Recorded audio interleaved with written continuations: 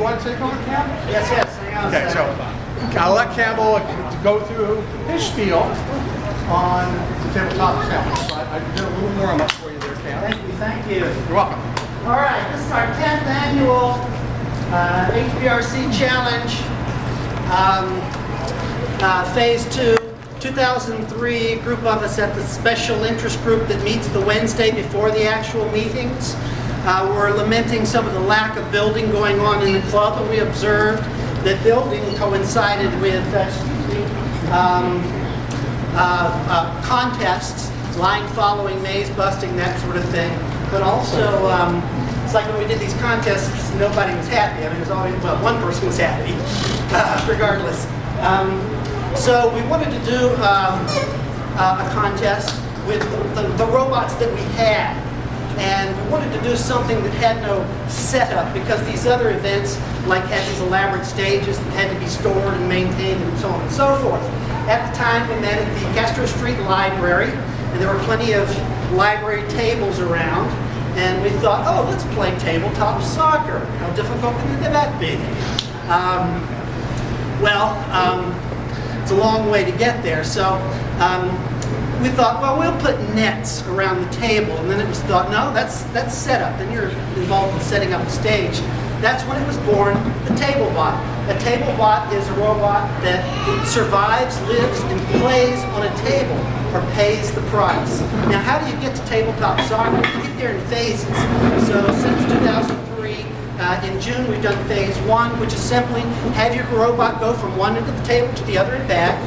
Phase 2, which is what we'll be doing this evening, is have your robot push a block off the edge of the table. And then phase 3 is have it move a block into a shoebox mounted at the end of the table. We don't specify the size of the table, the color of the table, the shape of the table. I've seen some awfully big shoeboxes come through here, okay?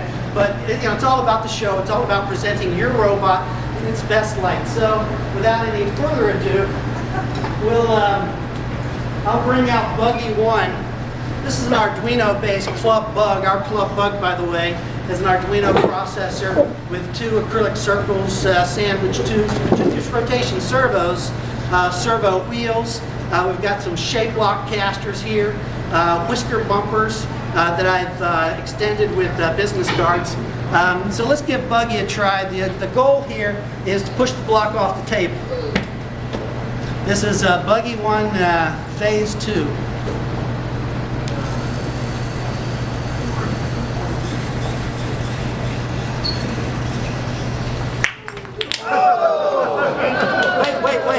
We'll see if we get phase 4. There's a phase 4. It's okay to fall on the table as long as it still runs.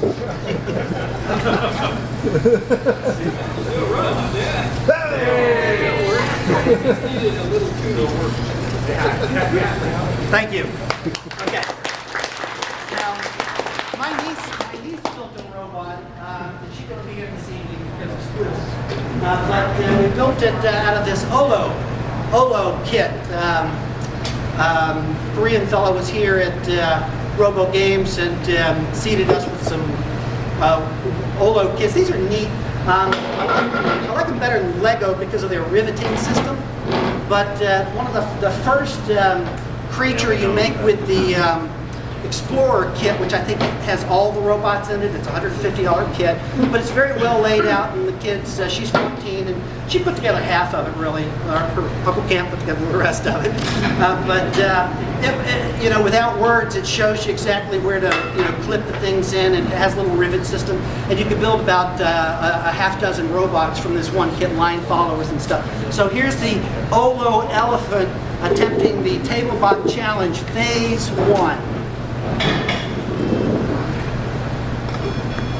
Now in phase 1, again, the robot simply needs to go from one end of the table to the other and back. It's always kind of exciting as it approaches the edge. Will it fall? Oh, look at that. How about that? It's a tight line. Okay, it's made it to one end, and it's coming back to the other side. Will the Olo Elephant make it as close?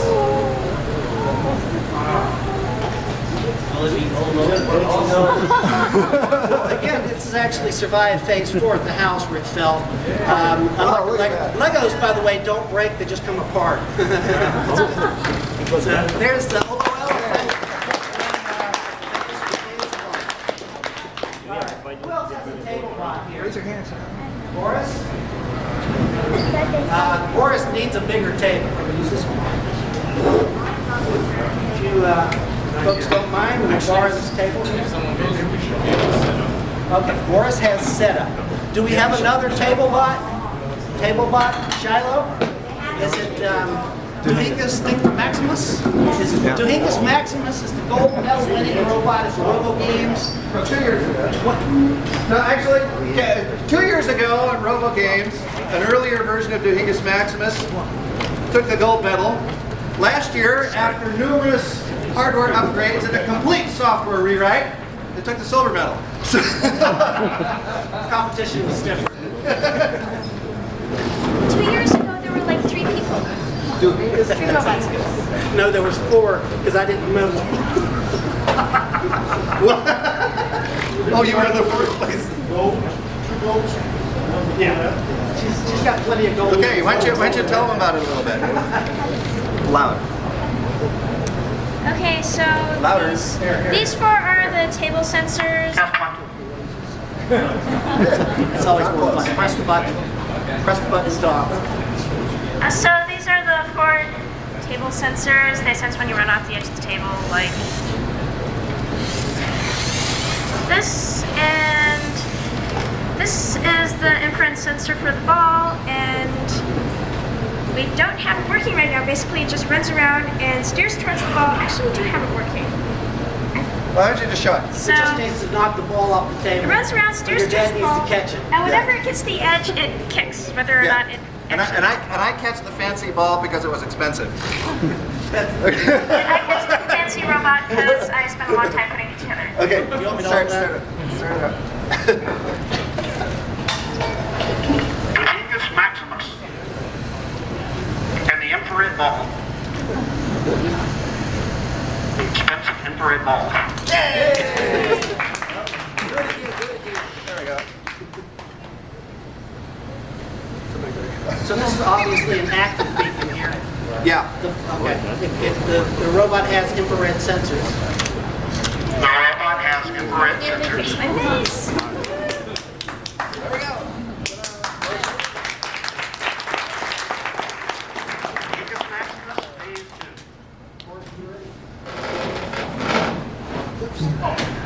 Okay. Which robots?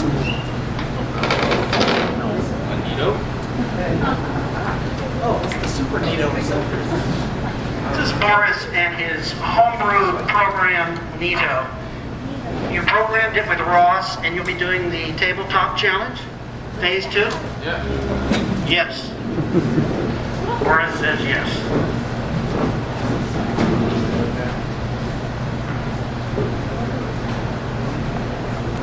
Is this your block? Yeah. We use anything for blocks here. That's a nice tall block for your LiDAR, I presume. You need a block taller than 4 inches, right? Yeah. So you're actually using the LiDAR now to track this block, right? Yes. Okay, I need everybody back a little bit. Everybody scoot back a little bit. There isn't that much room. Oh, it takes out the LiDAR. We'll be moving the table back. Are you able to man 2 cameras? Possibly. We gotta get out of here. Let's go back. Let's go back. This ball been included, or is it forward? Actually, maybe Shiloh The software is really buggy, so it might not work. Okay. The software is really buggy, so it might not work. I'll catch it. You mean the Nito software is buggy? Okay, here it goes. We're not responsible for this.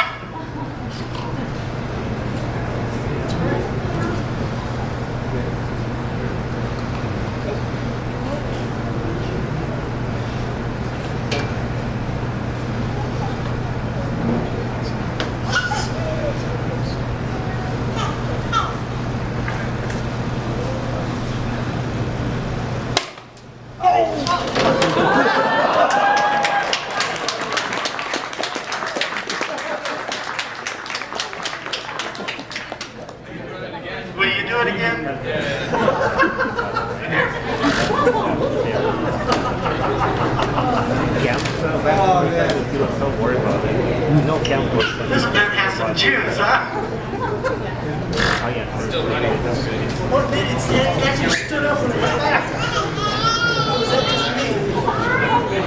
Okay, here it goes again. Here it goes again.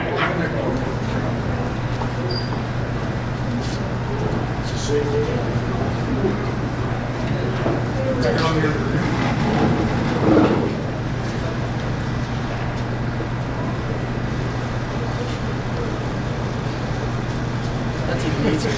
Yeah. Woo! Oh, he didn't knock it off yet. Oh, what? Oh, You gotta knock the block off. I'll run it again.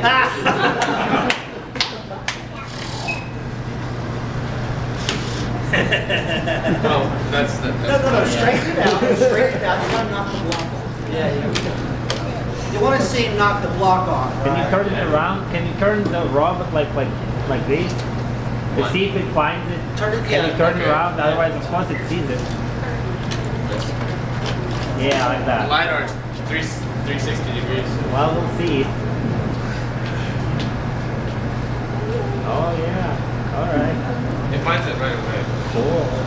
Really must. Ah, yeah. Yay!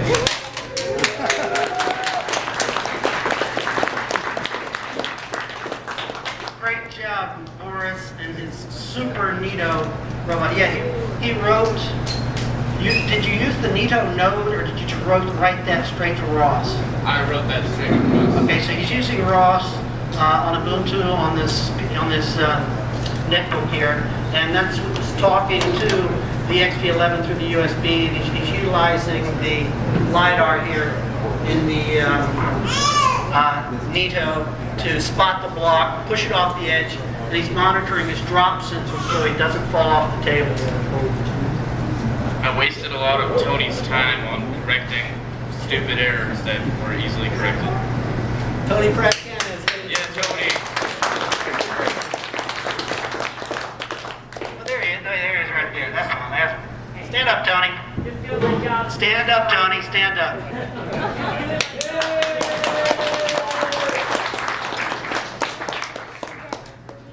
All right. Well, it's going to be hard to beat that, except I think I know somebody that can. Is Lucin? Luca, you got the Kentucky Fried Chicken bot here? This is one of my favorites. Which table you want to use, Luca?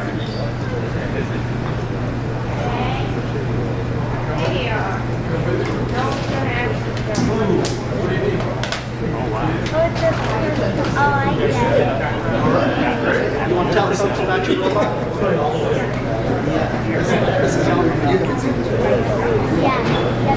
Tell him what it does, and tell him what you add. I see a lot of Star Wars figures up there, and I see Buzz Lightyear, that he lights up.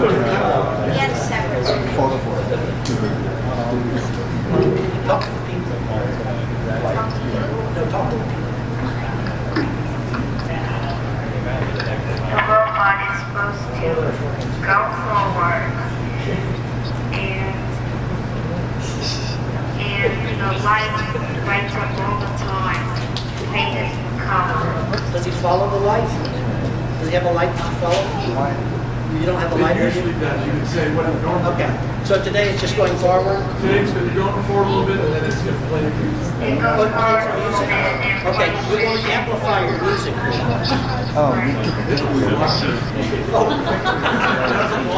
It's pre-amplified.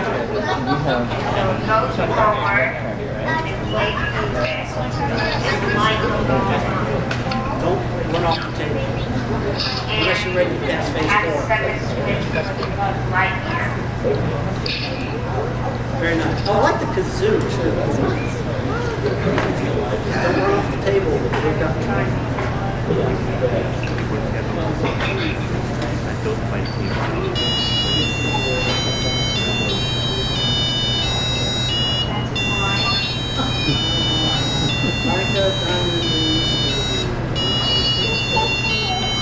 We've got a potentiometer there to control the volume, don't you? That's a nice potentiometer. I like it. that's a nice platform you've got here, Luca. Can you run him forward one more time? After the music will go forward. I see this is Arduino based. Yeah. You know, I could see a great future for you designing toys. Thank you very much.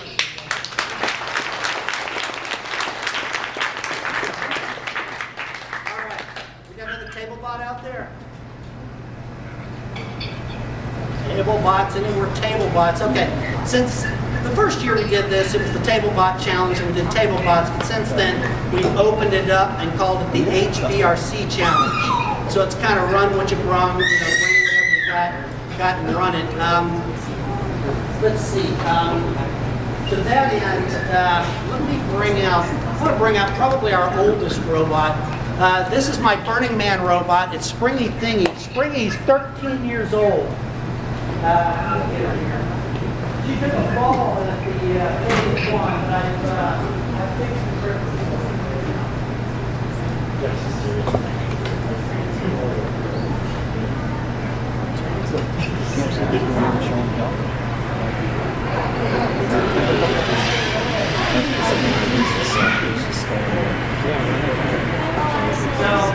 So all the kids are out at Burning Man right now. Burning Man's a great event. I think what's unique about Burning Man is there's no venting. Once you get out there, you know, it's an extreme event. You bring all the food, water, shelter you need to survive, and whatever art it is that you do. And I do robots, so since '99 to 2003, I brought her out there. And the goal being to leave the event with a functioning robot. Initially, she was computer-based, so to leave the event with a functioning robot, I had to have a functioning computer. After that, we got into radio control and stamp base. Now currently it's stamp combination radio control and stamp. The autonomous mode, her trick is that she'll follow this infrared beacon. It's basically it's it's television remote control receivers for eyes. When the left eye sees the beacon, the right wheel goes forward, and the right eye sees the beacon, the left wheel goes forward. And then, wow, she's really... And then when she gets the beacon in her gripper, she grabs it and stops. And that's what she does. What lights are The Christmas lights, they've been around for a while. I just don't switch them on very often. That's the thing at Burning Man. A lot of it happens at nighttime, so you have to have you know, whatever art it is. The fluorescent lights. That's what I'm going to blame it on. Maybe there's a lot of IR around here. Free range, baby. She's got a mind of her own. So anyway, yeah, Burning Man is challenging, but it's doable. To run a robot out there. What's great about it is that it's all just flat surface. It's great for wheeled vehicles of all kinds. And you know, whatever you encounter there is either man or man-made, okay? You charge your batteries off solar panels, you know, during the day, and if that's not enough, you crank up your generator and charge them that way. You know, and you run the robot around, and it's really nice. There's a lot of folks there that care about, you know, they go crazy over the robot. Other folks couldn't care less. One year we went, and it's landed in the soft surface, and I couldn't go more than 100 yards without getting caught in the sand. And so it's like, well, you can pick up and drive somewhere else. But it's like, no, when you land on a planet, you land where you land, and you play them where you land. But what we did was adapt, where right now you see where she follows the infrared beacon, kind of, sort of. What I did was I changed the program so she would just go forward, and then I could coax her one direction or the other on the hard packed surface where she'd go forward, and then I just put the, you know, if somebody wanted to chat or whatever, I put the gripper in her claw and she'd stop and, you know, talk or whatever. But it turned out to be a much better experience, a lot of fun. So that Springy Thingy, that's one of the oldest robots around. She's 13 years old now. Let's see. Who else has brought a robot this evening for the Run What You Brought? Mike? Well, Rose? Violet? Violet. Violet? Oh, Violet's got a robot for show and tell. Okay. There's no one else right now. Okay. All right, who's next? Raise your Come hand on so up. he knows you're in the queue. Shut up. What's your name? Saven?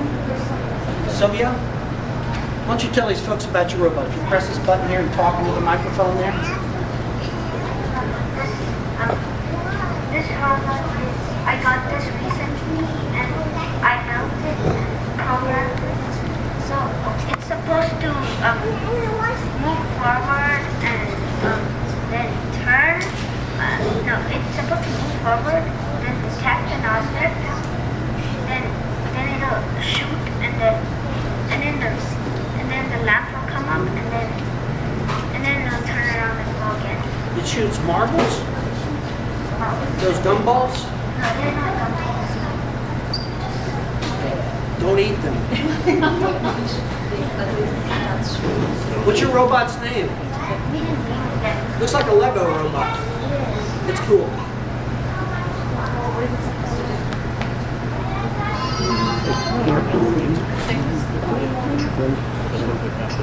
Oh, come this way and face the camera, please.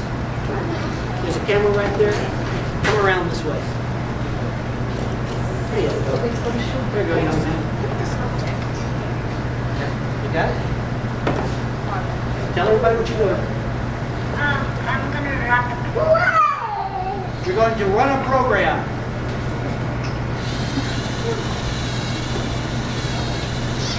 Yes.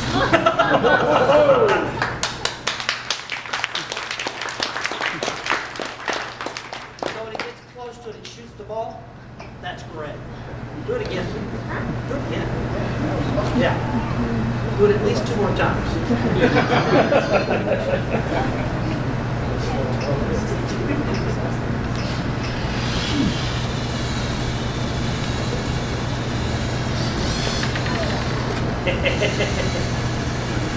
Oh, yeah.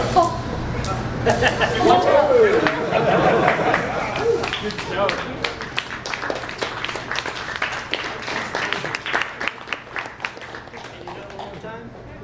One more time. One more time.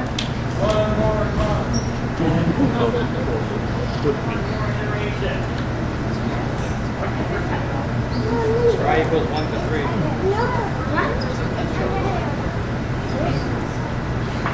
I think you should name him Gumball. When does it know to fire? There's a proximity detector. Proximity detector. That's infrared, isn't it?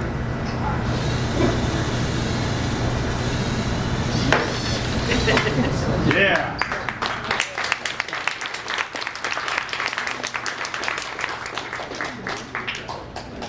All right. Thank you very much. Great show.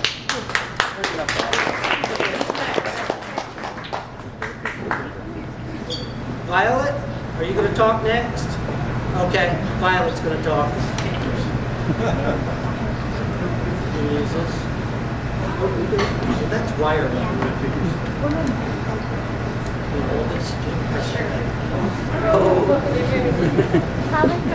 You try a lot of this.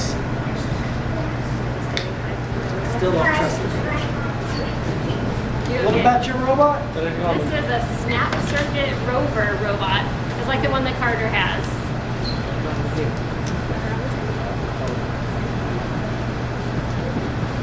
So this is like the one that Carter has, and basically you snap the pieces together. So we built this earlier this week. You want to tell a little bit about the robot? Do you remember what these yellow pieces are called?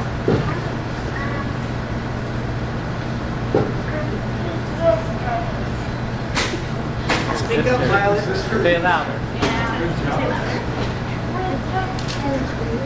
Yeah, and then if we turn on your robot, do we have 2 things on your robot? Oops, where's the switch?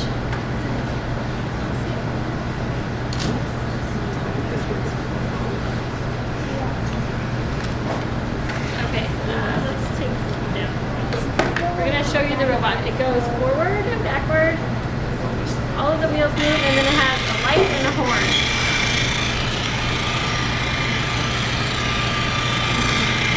You wanna show them? The light? Okay, stop moving it. You want to show the light and the horn? Press the button for the light or the horn. What does the horn say, Violet? What's the horn say? Beep, beep. It's awful quiet horn you got there. That one's the light. The little light that lights up. And there's the horn.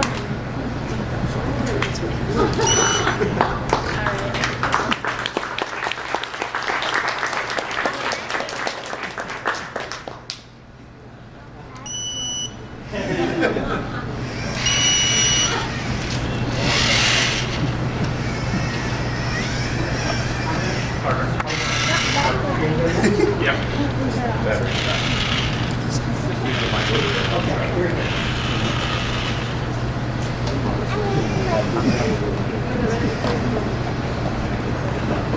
Carter Hickman.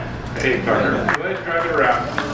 So Carter is driving a little sumo bot that was a loaner from David Calkins, who runs Robo Games and works with Lego Education. A little sumo battle bot. So they normally do battles in a circle where two of them try to push the other one out of the circle. We just dug this one deep out of a closet a couple of hours ago and started to charge it up. The battery barely has much juice, so Carter's just learning how to run it. But he absolutely loves the Robo Games video that was recorded in 2011, when the Discovery Channel went to the Robo Games and recorded it. So for all the kids in the room, if you haven't seen it yet, ask your parents to look up, what was it called? I don't remember the name. It wasn't Robo Games. It was called something Battle. BattleBots? BattleBots. BattleBots. Yeah, and it's on YouTube. It's about 48 minutes, narrated by Grant Imahara, and it shows all the battles. Bob makes a very quick appearance in there for like 5 frames as he was running one of the robot competitions, and Carter is just enamored by it and wants to build fighting robots, so now he has one. Encourage that. World lookout. Thank you, Carter.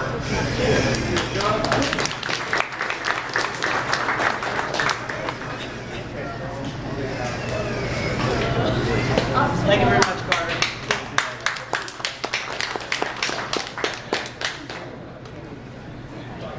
All right, let's keep the show rolling here. Dave, you ready? No, we're gonna. No, okay. Okay, you got robots that need setup here. We got some really neat robots going. Who's next? Come on, we gotta get the show going. All right, you're gonna force my hand now. All right, let's see. I need some audio. I need to set up my computer real quick. Dr. Alan Fetterman, can you show the Badger? Oh, your FloorBot challenge. Okay. Waiting on the FloorBot challenge. I need to look at my computer. Okay, I'll go talk. Could you hand me that pile of stuff right there? Yeah, and all the rest of it. And that's the folder underneath. I don't need the book. Okay, thank you.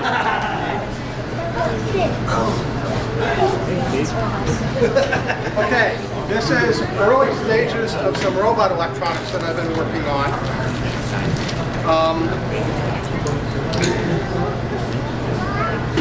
How many people here have heard of the Arduino? Yeah, it's pretty popular, okay? I really like the Arduino, but I haven't done too much with it because it's got a couple of problems. One is, I like to build more complicated robots. And there's all these great shields for the Arduino, but you can only have one of those shields on top that has the buttons and everything. And then some of the shields aren't compatible with one another, so you can't stack them up very high. So I'm saying, this sounds like a solution problem that needs a solution. So this is a board I've been working on. You'll notice it's got quite a bit of similarity to an Arduino. It's got all the same connectors and stuff, but it has one extra connector that the Arduino doesn't have. And that connector gives me a bus. And I can plug these things together. So now I can have several of these modules on one bus. What? This uses something called CAN bus physical layer, but it uses UARTs for the communication. So I can put as many of these on the bus as I really want. And so basically it breaks the budget. So anyhow, that's kind of what I'm doing. In addition, I kind of like to program my robots in higher level languages. So how many of you have heard of the Raspberry Pi? Okay, I've got a couple of them. My intention is to build a little adapter board like this. It plugs onto the Raspberry Pi, and then it plugs onto this. And now my Raspberry Pi can control all my Bustuinos. By the way, I call this a Bustuino. So that's the basic concept. There is a bit more, but I probably won't go into that at the moment. As an aside, I've been having to learn how to do surface mount. How many people have had the joy of doing surface mount? Yeah, a lot of fun. I concluded that I couldn't do it with a soldering iron. I just simply didn't have the skill. Okay. So I've learned how to use something called stencils. Now you can't see much with the stencil because it's kind of translucent, but it's got a lot of really small holes cut in it. And what we do is we put this on top of the board and we get some gooey solder paste on it. And then I put all the chips on it and I put it literally into a toaster oven and cook it for about 5 minutes. And then my board's soldered. So I don't have to use the soldering iron to put on the surface mount. Okay. What's interesting about this stuff is I got 8.5 by 11 inches of material for about $33. Okay, and it arrived in like 3 days. So if people are interested in trying out stencils, come see me and I'll tell you more about this. Now, having talked about the Raspberry Pi, are you ready to come up, Mike? So, we have an old timer here. He's been with the club for quite a while. And he's going to talk a little bit about what he's doing. Yeah, so I don't, like Wayne said, I think a lot of people, how many people have heard of the Raspberry Pi in here? So, he's got a case.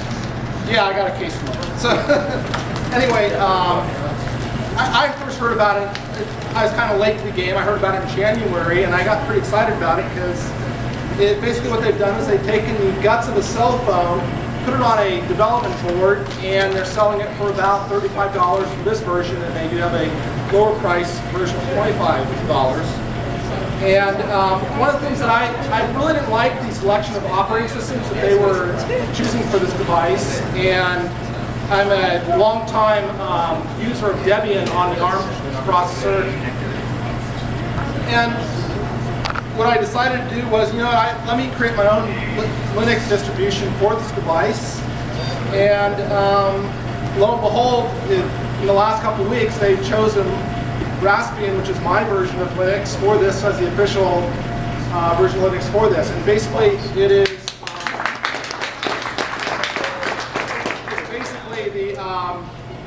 Debian recompiled and optimized for this specific hardware, because this is kind of a weird ARM processor. It's not as powerful as some of the most newest ones out, which many of the Linux distributions like Ubuntu will target.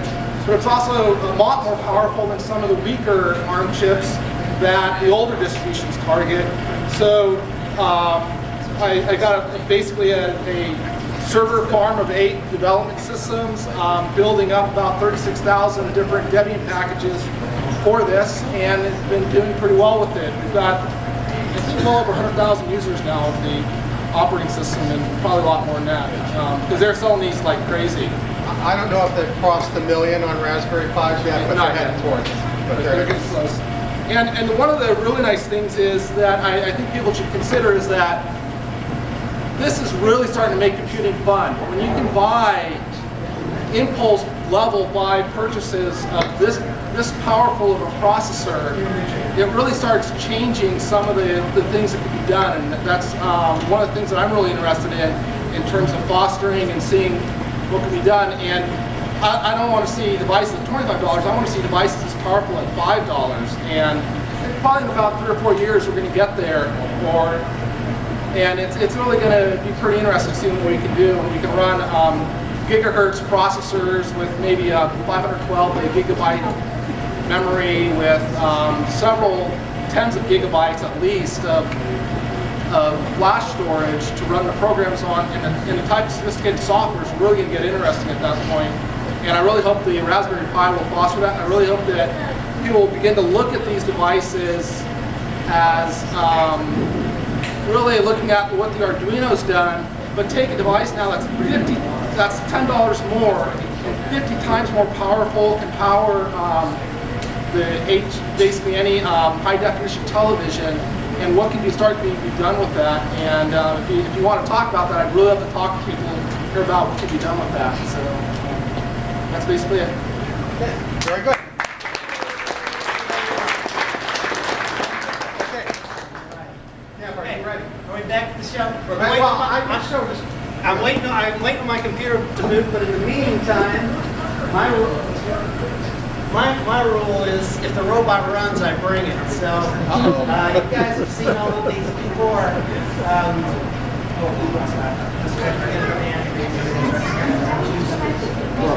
Yeah, this is FloorBot. Yeah, he's got a popsicle sticks and stand. Now this guy here, I wanted to bring him playing the xylophone, twisting his waist this time. I did chop him in half, but I didn't get the servo in there yet. But I didn't come empty-handed. I did bring something. I've given him a voice, and let me try and do it justice. Maybe we consider this is Homer, the HomeBrew humanoid, by the way.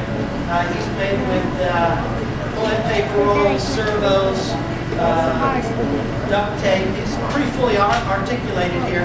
I started off with just servos in the shoulders and thighs, but now he's got my ankles and his neck. Again, I'm trying to put the waist on him, but for now we've got him saying Napoleon Dynamite isms.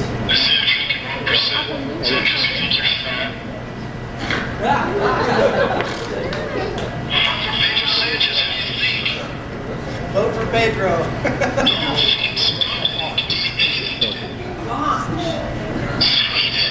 Yes. Homer the HomeBrew humanoid. So this is one of my a hack that's really fun. It's My Little Blue Robot. It's a kid's book. Kids put the robot together. And it comes with a little heart. You put his tummy, and you close the door, and he says, "Hello, you're my friend. Let's play." Well, I hacked it, and it's really nice because you just pop out the rivets and add servos and stuff. It's a stamped microcontroller. I've got his arms swinging. Unfortunately, his arm fell off today, but my good friend John Erickson reminds me of Velcro. I was actually going for the 5-minute epoxy. There's 3 things. It's Velcro, E6000, duct tape, that keep it going. So here we go with a nice impromptu fix. He's got his arm back, and there's wiring. My Little Blue Robot wired, back in black. Isn't he cute? Thank you very much.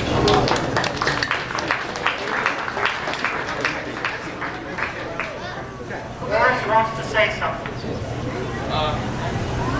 I'm going for the. Press the button. I'm pressing the button. Oh, speak loud. Is it working? Just tell him. Okay. Anyway, I will be competing at the Road Magellan this year, well next year, and I'm using an Arduino for that. And I was planning to make a GUI in Visual C++ as a map, and you click in coordinates. And anyway, actually I figured out how to use Visual C++ with the Arduino and connecting serially, which is pretty awesome. So I made this little Oh, it does.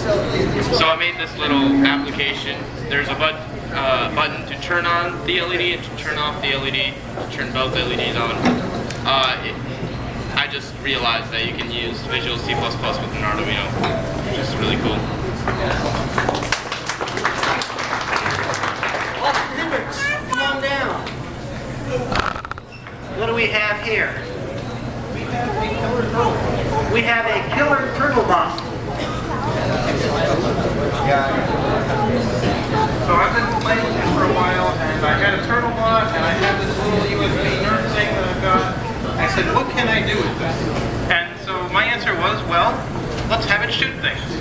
So I put together a little program, or a bunch of different pieces of rods, so that it tracks a target and tries to shoot at it. So we will see if this actually works.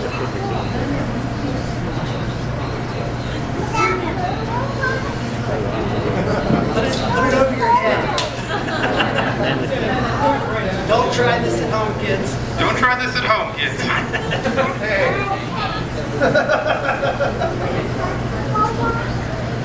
Shoot. If I stand real still, the truck doesn't move for a while. It decides it's good to shoot, so see if we can get that. Good man, they're having auditions for America's Got Talent.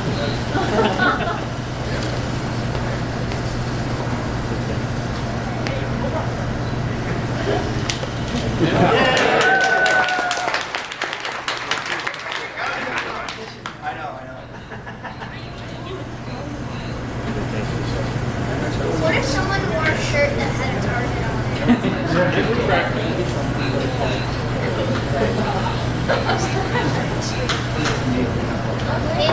Don't paint a target on your face. That would be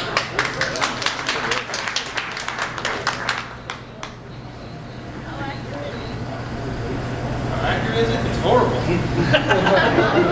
Don't put it in front of your gut.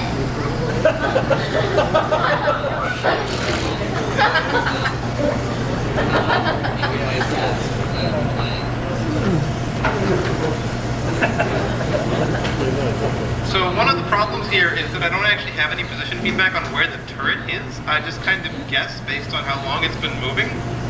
And so after a while it kind of isn't pointing in the right direction anymore. You notice that it's off. Why don't you make some sort of mechanism that makes the target like go off? I have a couple things. Yeah.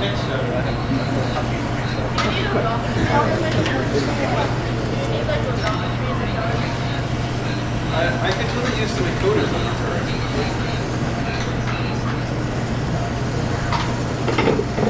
So yeah, killer TableBot.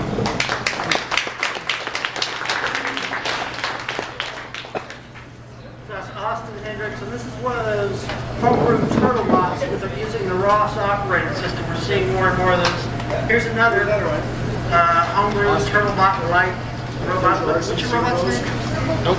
Oh, TurboBot. This is the TurboBot.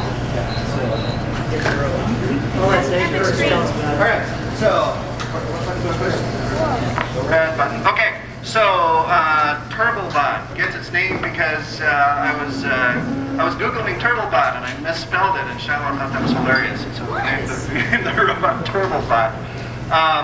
So the hardware on this I'll talk about a little bit. It's kind of a convergence of several ideas that I had going on at once. I wanted to put together a ROS-based robot for Shiloh to do some software development on, and at the time I was playing with the XTI, and while rummaging around in my parts bin, I tripped over the charger for the Create, and I go, whoa, golly, I forgot that I'd had this Create sitting in the closet for over a year not doing anything, and I said, well, I'm halfway to a TurtleBot. So we put together this mock turtle.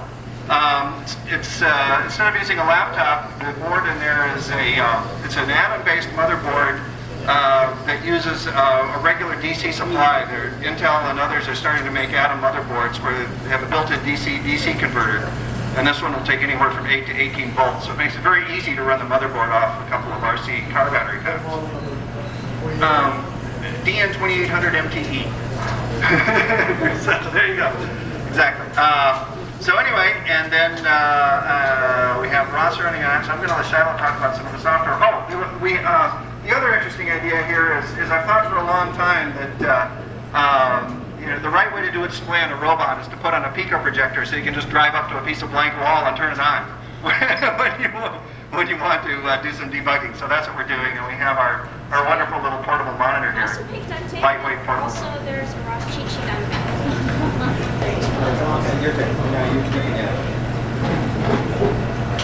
Okay, so we have two things on this thing that are running. We can drive it around and we can drive the missile launcher around. And yes, we also have a missile launcher because they're cool. And so the joystick part, we have Ross core running on TableBot, and we have the standard bullet joystick node on the laptop, pushing raw joystick needed to the drive time. We have a joystick and we drive the turn around with the joystick.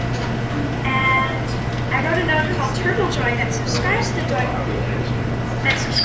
joy topic and publishes missile command strings to the missile command topic, and this runs on the TurboBot. And I also have a node called missile command that runs on TurboBot and subscribes to the missile command topic and translates the commands into calls to the missile launcher driver that my dad wrote. And that's pretty much it, and I can drive it around for you if you want. I'll do it anyway, whether you want it to or not. Don't shoot anybody. I'll shoot here. Yeah, okay, shoot that. Where's Austin's target?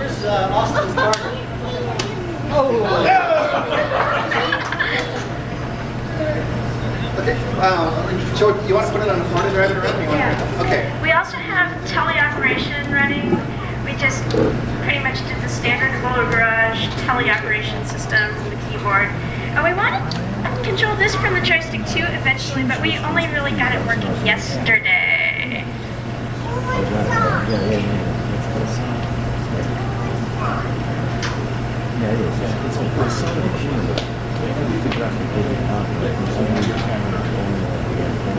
Right window. There we go. If Shiloh can stop being Let's move it around. stupid and Turn right. There you actually go. use the correct keys instead of the arrow keys.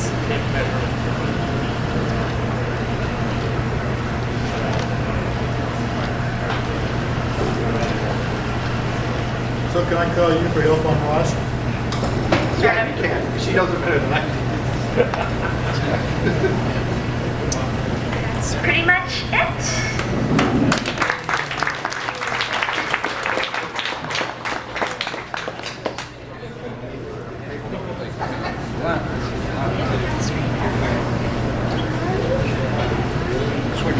Next up is Steve OK with his latest creation. Yeah,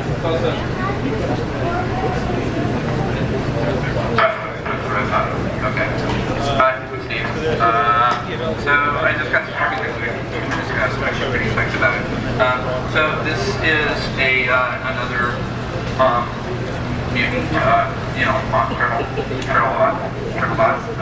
Been working on this for a little bit because I happen to have a couple of Everbot paints floating around, and it also has like the circular deck, the acrylic disc. They have another acrylic disc, so I figure out probably about like 40, maybe some odd percent to a TurboBot, and have microcontrollers and processor boards and stuff coming out about years, so it should be pretty easy to go ahead and TurboBot. So this is a BeagleBone. This is a smaller version of BeagleBoard. It's pretty much the same processor and the same. It's pretty much the same processor and most of the same features. It's like minus a port or two. Like it has a USB host, but it doesn't have like a second USB host. And, it doesn't have it only has like a micro SD. It doesn't have a full size SD. It's basically a BeagleBoard with a smaller form factor. So this is this is a Nito LiDAR unit. And the cool thing you can see here is that when I'm spinning this around, we're getting data off of it. So that means that it's actually talking to the BeagleBone, and it's pulling data off of it, which I just got working about like 2 minutes ago, and I think that's pretty cool. So that means that I can, and I also have ROS installed on the SD card on the BeagleBone. This right here is making things maker board. For a few years back, the reason that I have this on here is that it has some high current drivers on it. It has like a 3.3 volt and 5 volt and motor drivers, and it has a USB and a CAN bus and Ethernet, and it talks OSC. So the plan is to hook the two up together over a little local LAN and have this talk PyOSC, you know, run Python talk PyOSC to the maker board. And maker board also has a servo controller on it. So so a lot of the stuff that would like normally like draw a lot of power and stuff like that, I'm planning on getting off of this and then just running ROS on the BeagleBone. It's powered by a battery. This is supposed to be like an Uber iPad charging battery. It's like most of the little solar chargers, little battery packs out there for charging your iPhone. They're only like 5 volts. Well, there was a deal on the day site. I forget which one. I ran across last month. It was like selling these in 2 and 3 packs, and they do up to 12 volts. And it's like a 10 amp hour lithium-ion battery. So I was like, oh, cool. You know, and it's a small form factor, and it's all contained, and the charging unit in there is contained. It comes with a bazillion kits. So, hey, why not use that for, why not use that in combination with the robot? The robot battery, I can power just about anything I want onto it. But the cool thing, the accomplishment tonight is that I have the LiDAR music data off the LiDAR unit off the BeagleBone. So I think that's pretty cool. And that's pretty much about it. Doesn't roll around or anything yet, but we're getting there.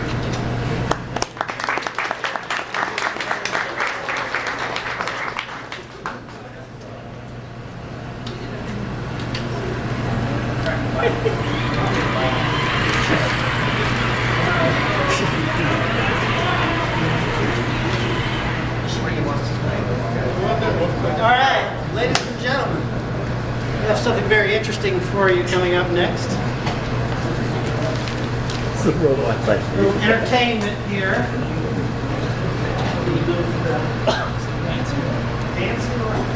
Dancing robots.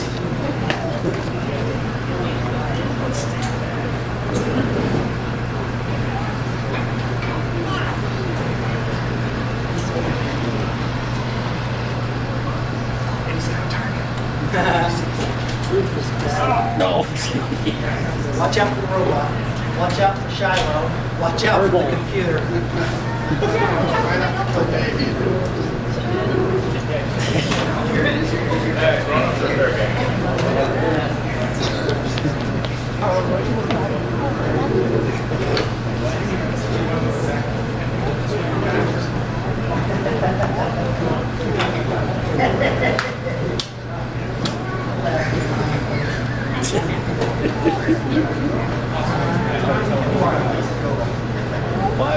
Okay, stand back.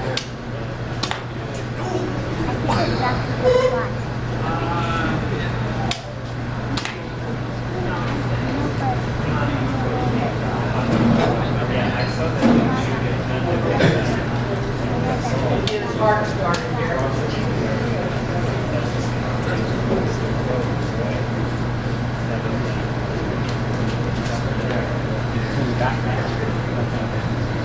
Okay, are you ready? Rockin' is my business by the Four Horsemen.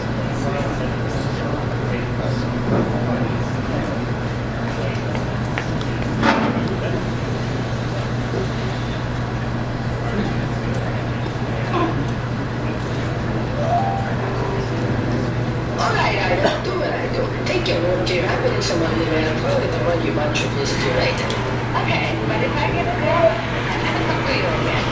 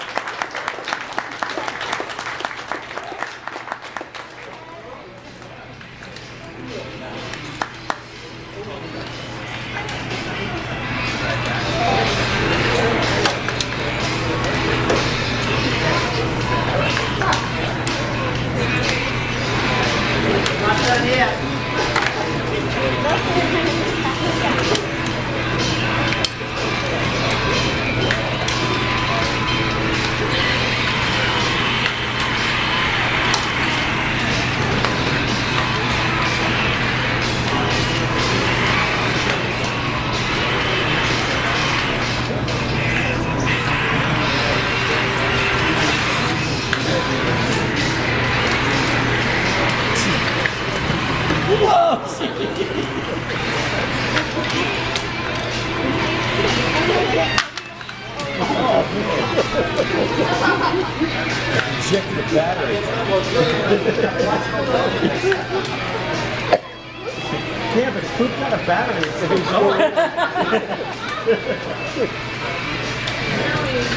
I guess so.